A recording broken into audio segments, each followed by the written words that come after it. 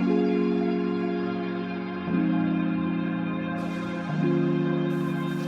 right, welcome to our 16th episode of TACTALK. I am your host, Alden Morris. This week we're gonna dive right into it. I got some current events to share with you guys, and I've got a couple different news articles pulled up here to share with you in the first segment, as well in the second segment here coming up after the break. So, as for current events, everything's going good when it comes to the personal life and everything. I did have an interaction with Child Protective Services and a caseworker, Jonathan, yesterday. Came out to, it's kind of ironic. I guess someone, quote unquote, someone contacted Child Protective Services and said that my firearms are neglected and left around children unattended, specifically on a bed with my children unattended and neglected. So, he came out to meet the children, I guess again, he's met them before, with the mother of the children. He really came out to interview me and get a feel for me, see what kind of person I am. And of course, I host a TACTALK show, so I'm a very open person, very willing to share my information, I guess, to an extent. I'm not going to sit here and just give away all my information, Fourth Amendment rights, all that good stuff. Forget to plead the Fifth. But I give him enough information to where he feels trustworthy. Today, he's going to be coming over at 10 a.m. This morning here in about an hour. And I guess doing an inspection on my home living area on safe storage of my firearms. So looking forward to that because we have I-1639 initiative 1639 that recently passed here in Washington that a lot of people don't agree with. And it kind of falls along those lines. He asked me if I had any mental ailments, any mental instability. Of course I don't. Any medical problems, things like that. But screw it. He's going to come over. I'm going to show him how to safely store my firearms, regardless of my Second Amendment rights, because that's how much my children matter to me. So, in order for me to get through this court hearing, and get through the contempt of court against the mother of my children and get full custody, I'm going to go through these hoops, and I'll gladly go through them to make sure I can guarantee my children. Moving on. We have an interesting bill that's going into the works as of right now. Nationwide proposed ban in the works. It's going to be called HR 7115.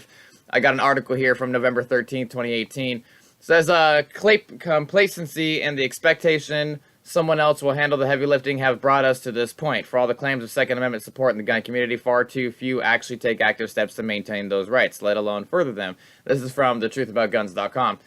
Let's see if I can find an article writer. Kat Ainsworth. Last week, I-1639 passed in Washington State. Soon it might be passing of HR 7115 in the U.S. House, the so-called 3D Firearms Prohibition Act. What is HR 7115 really? I'm glad you asked. The opening text is as follows, but you can find the full text here. And there's a drop-down link. Now, during the live broadcast here on Facebook, I will be posting the link to both of these articles here, as well as I'll be posting them in the drop-down menu for the YouTube channel. So if you can't listen to right now, you're at work, you're on your way, driving, whatnot, do know that if you go to the Facebook page later for TACTALK, that you will find the YouTube video from the previous broadcast, which is always going to be available. Just click on that, you'll be able to listen to the whole thing.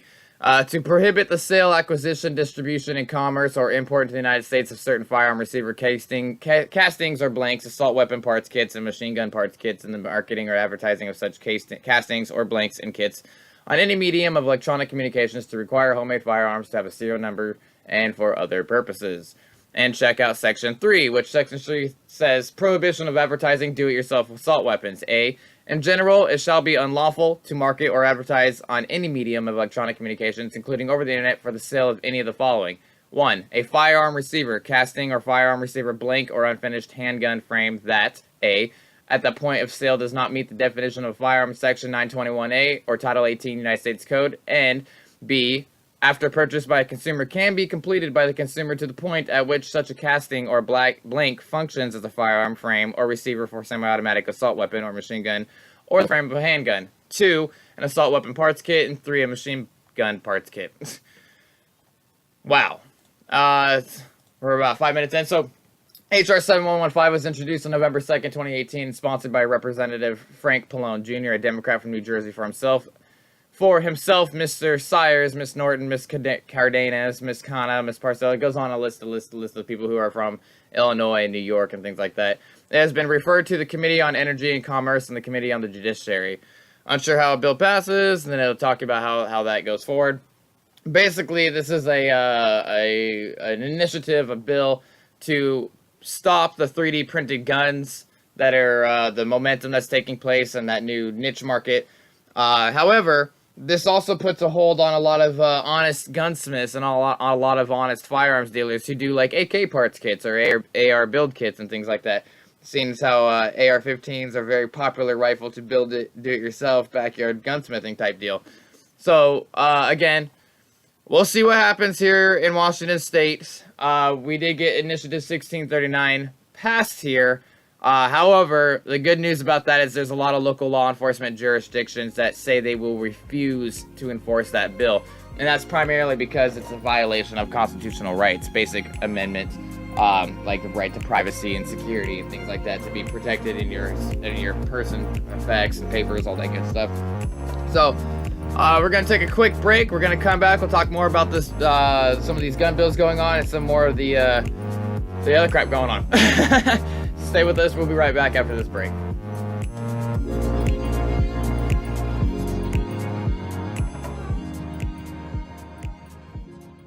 Bees Combat Systems at beescombatsystems.com. Protecting those who prepare.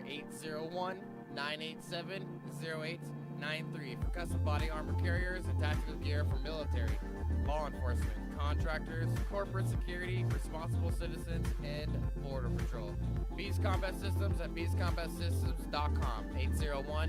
801-987-0893.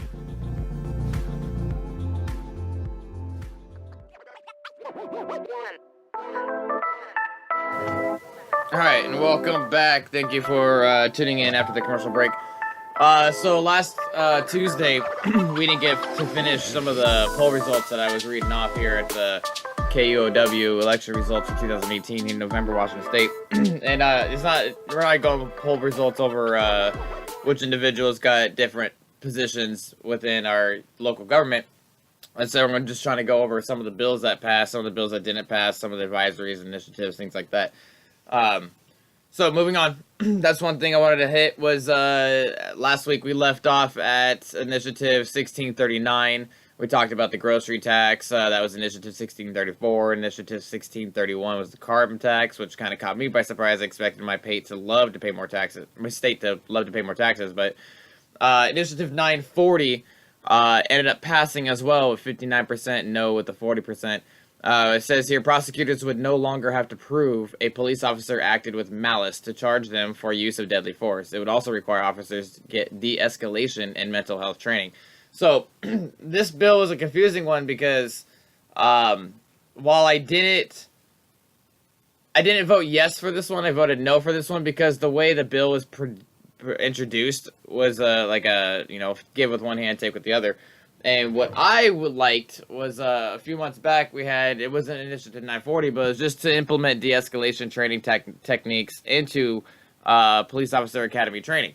So basically, if you wanted to become a police officer during your time at the academy, you would get to learn different techniques for de-escalation. Because as of right now here in Washington State, there are no de-escalation training techniques introduced to police officers at the moment. So every time a situation occurs that the officer is using a de-escalation technique, that's on his own accord, his or her own accord. A lot of it is because they see the good in people. They're out there upholding the law, not trying to bust people, bust criminals, a lot of what the movies hype up police officer field duty to be. A lot of them are out there actually just trying to do better for their community or just have a decent income and a stable support system, doing something that they feel comfortable with, and that's upholding the law. But a lot of those, like I said, a lot of those de-escalation techniques. So, for example, like last night, I was even pulled over for going around someone on veterans here, and they're going 20. I went above it, and the officer, have you had anything to drink tonight? Are you sure I smell alcohol on your breath? And as long as they I could have two choices for me. I could have gotten angry and challenged him, or what I ended up doing was, no, prove it. Do you want to prove it? You want to prove it? Go, let's do some tests. And he didn't really want to. He's like, de-escalation technique means he's being friendly and cooperative. I'm not going to push it any further. So, he could have really pushed buttons, and he could have chose to be a dick. I could have chose back to be a dick, but his job is to have those de-escalation techniques. So, moving on about the bill. What I have a problem with is prosecutors would no longer have to prove a police officer acted with malice to charge them for use of deadly force. That's where I have the problem with it, because unfortunately, in some situations, you can't tie a cop's hands behind his back and expect him to serve and protect, or even uphold the law at that point.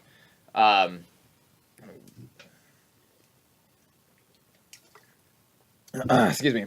But, no, at this point, that's what I have a huge disagreement with, is, if you read the actual outlines of the bill, it basically, in certain situations, also attacks an officer, on criminal charges after the fact that they've had to use their service weapon on an individual that has already committed a crime, but yet had a mental health issue.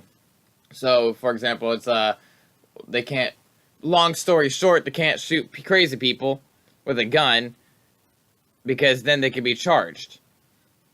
It's a bill that primarily protects crazy people, but here's the conundrum, is how is an officer never have met you before, never have had any interaction with you, not being a doctor for one, not knowing how to recognize symptoms of a mental health disorder, but how is he supposed to know this? He or she, how are they supposed to know this when having an interaction with you, whether you've been stabbing people with a screwdriver for the last half hour and they're all dead, or you haven't made a move?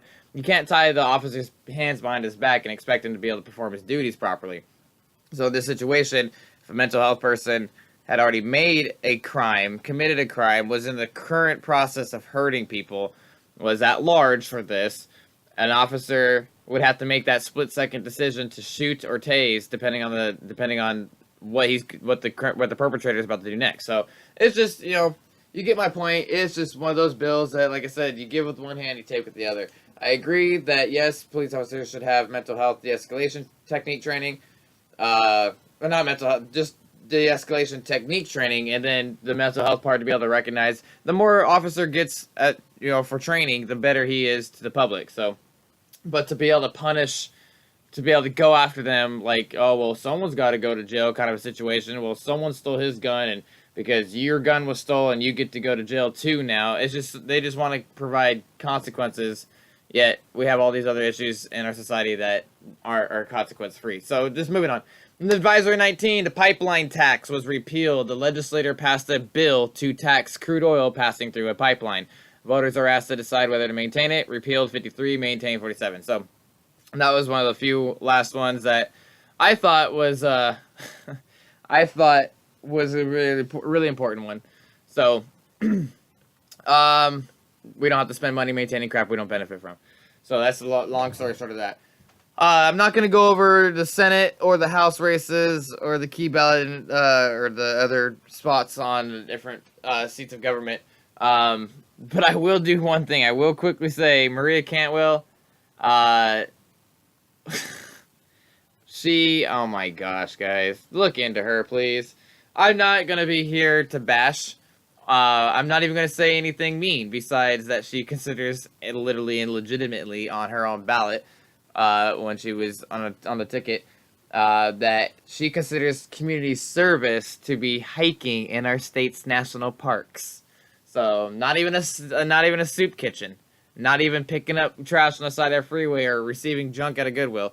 But no, she provides her community service for you by hiking herself in our state's great national park. So it's freaking, yeah, look into Maria Cantwell. I just can't believe it. Are you kidding me? And there's so many other people out there that should have been picked. We had Maya Espinoza on the show a couple weeks back, and we'll see what goes on with that. And that's someone I'll be following for quite some time, especially when it comes to politics. I know she won't give up. She's very adamant and determined. That's one thing I've always respected about her since we were wee little chaps in Civil Air Patrol. So, guys, tune in. We're gonna try again to do a couple more extra episodes. I got a movie processing going on where we're gonna be getting a lot more assistance and a lot more help. We're gonna have a lot more fun. And hopefully I'll be able to do a daily broadcast here coming up for just in time for season 2 of TACTALK, as well as I do want to hear your feedback on guests. I want to hear if there's someone trending here in our state, or if there's someone I should try to reach out to. Whatever you guys want to hear when it comes to specific people talking about specific points or topics, reach out and let us know. We'll see even if it's yourself. If you're listening to the show right now and you kind of want to be on the show, we can make it happen. So let's do it. Let's figure out an outline to talk and let's get you guys on the show. So thanks for listening. We will be back hopefully this Saturday. Worst comes to worst, we'll be back Tuesday. I'll catch you guys later.